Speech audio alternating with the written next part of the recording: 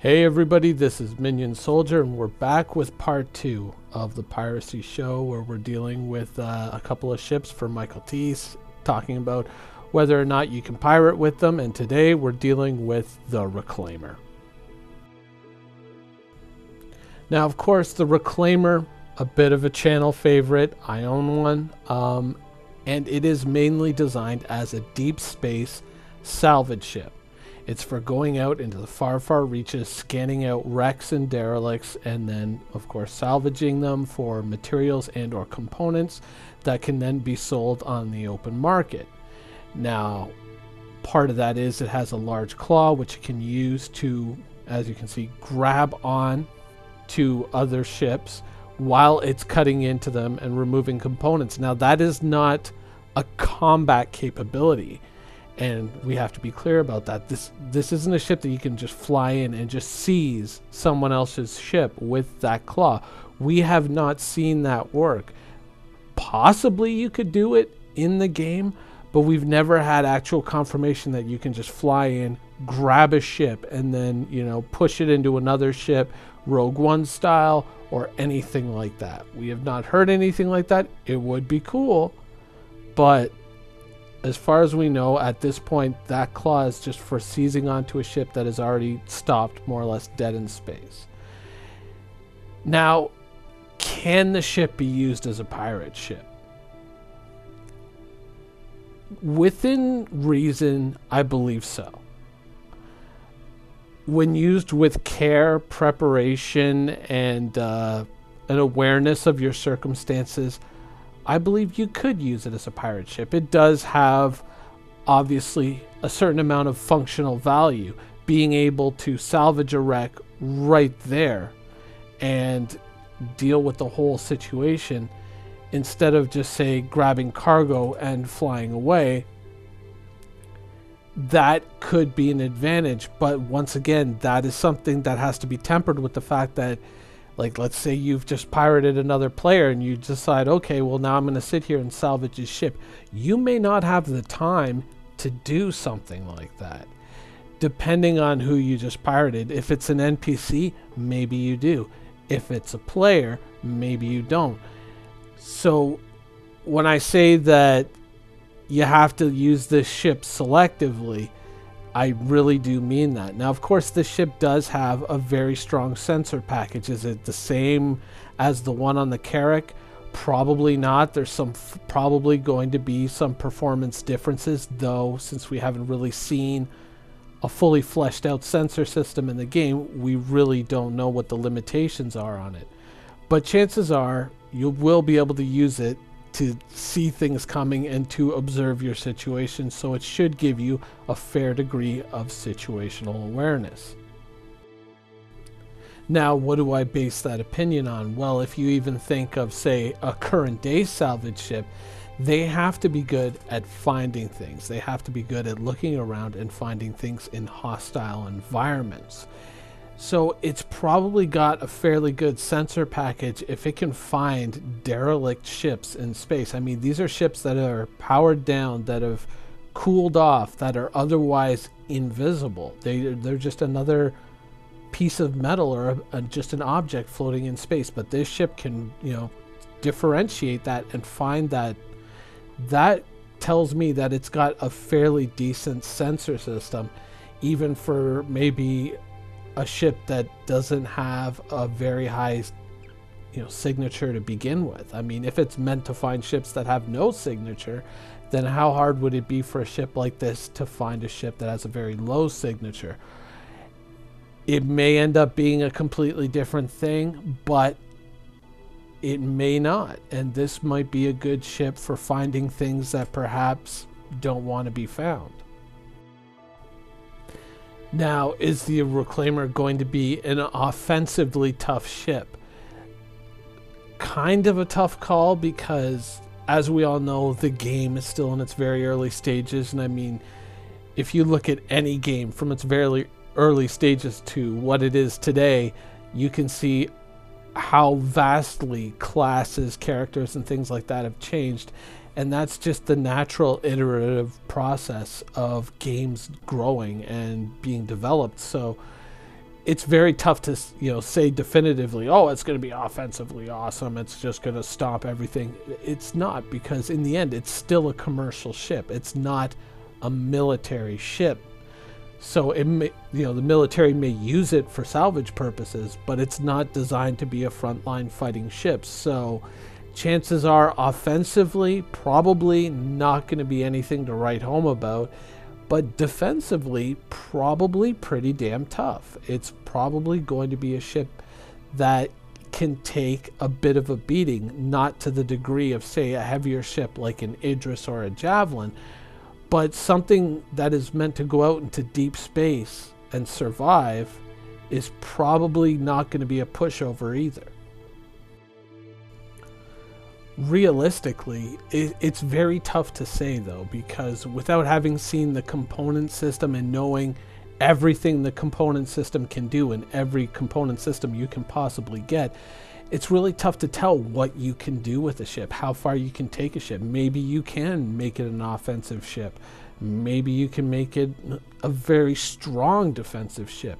We just don't know, because there are so many parts of the game, so many critical components of the game that have yet to be fleshed out, and that could change these things drastically in a multitude of ways. I mean, in a way, think about these ships as, and I know I use this example too many times in videos, but think of it as a World of Warcraft character with no gear. What happens when you put all the gear on the character? How does that change the character's performance? How does that change the character's feel and play style? Drastically. It's night and day. So we may see something emerge out of the component system like that, like the ships that we're playing with now in the baby PU might be radically different once they're fully kitted and geared out. So it's really tough to say. So we don't really know a whole lot about how this ship is going to be once it's more or less finalized. Once the game is launched, everything counts. We can't really tell how a lot of these things are going to be, but can you use the ship as a pirate ship? Yes, you can. There's technically just about every single ship in the game you can use as a pirate ship. The thing that separates it is not a question of guns or shields or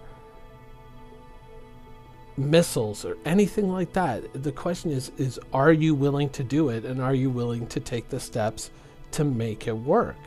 Now, something like this obviously is a big ship, so it's going to be a tough ship to hide. So you're going to have to go out there and you're going to have to look into it. Like, as soon as this ship is available, you're going to have to look into, okay, how can I hide this ship? In what circumstances can I hide this ship from sensors? Can I make this ship difficult, if not impossible, to find until I want to do something with it?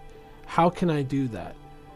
What kind of loadout should I put on the ship? What is going to work best with the ship for the way that I intend to use it, or the way that I need to use it?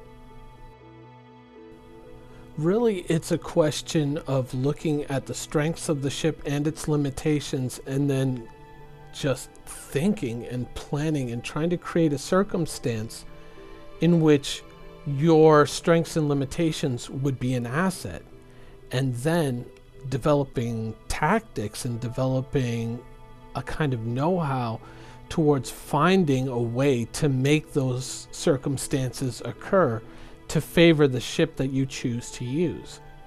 Now, you know what? Let me tell you a bit of a story. So way back in the day, I was a big EVE Online player. I'd say my heyday probably up to about 2007, 2008, when I finally hung it up. And back then, one of the big sources of income that individual players could get was going around in belts and basically ratting, which is to go from asteroid belt to asteroid belt to asteroid belt, tussle with the NPC pirates that would appear, collect their bounties, collect their loot, sell the loot, and basically use the bounties as an income to generate ISK, the interstellar credits in that game. And so back in those days, everyone was like, "Oh, no, the Raven, the Kaldari Raven is the best ship for fighting NPCs. Oh no, what do you know? It's the Armageddon, it's the APOC, it's the Megathron. What you've got a Tempest? Ha ha ha! That's the worst. That's the worst ship." It was actually the best if you used it in the right way. Now, the thing is, it required thought and planning. So what I would do is I would go into a system with a lot of asteroid belts with my Vagabond or an Interceptor, and I would mark positions either 150 kilometers above or below every single asteroid belt in that system. So I would have a whole list of bookmarks for every asteroid belt in the system with either 150 kilometers above or below every single one of those asteroid belts. Now I would take my Tempest out when the coast was clear, when things were secure, in my, basically my PvP fitting or my large, Alliance battle fitting, which was essentially a Tech 2'd out Sniper Tempest. Something that's built for delivering a lot of alpha over long ranges. We're talking 150 to 200, was it 210, 220 kilometers, I think was the fall off back then. I'm sure the game has gone through some amazing changes since then, but I would have the 3 sensor boosters, I would have the gyro stabilizers, I'd have the Tech 2 1400s, and I would use the baseline cheap ammo that you could get for the Tempest, the stuff that had the longest range and the longest fall off, but still had enough alpha.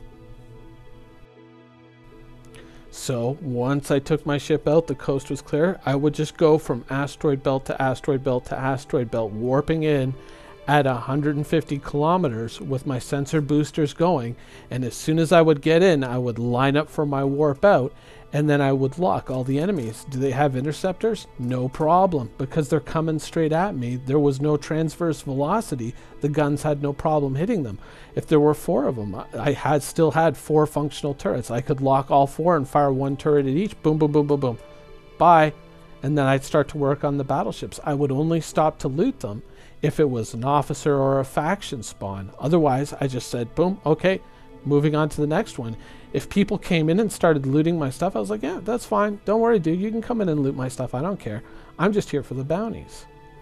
People were pretty okay with that. If someone came in and tried to gank me while I was out in the belts, they'd warp into the asteroid belt because they'd be using the directional sensors. They say, oh, there's the Tempest here in belt 15-1. I'm going to go get them, blah, blah, blah. They'd warp into the belt.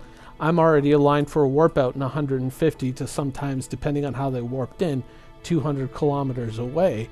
So they just couldn't close the distance fast enough before I was gone.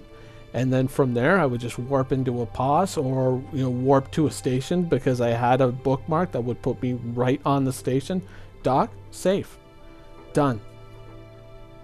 And that's how I used to basically rat in basically a fleet-fitted Tempest. And so even when the Alliance would be at war and they'd say, okay, get the fleet together, I was already good to go. And I could be out ratting all day, and I was good to go at a moment's notice when they needed me. Every single ship in the Star Citizen universe is going to hand you basically like an equation, but with some of the variables missing. They're going to say, here's what you have, here's what you want to do, how do you solve the equation? Or is it even worth it?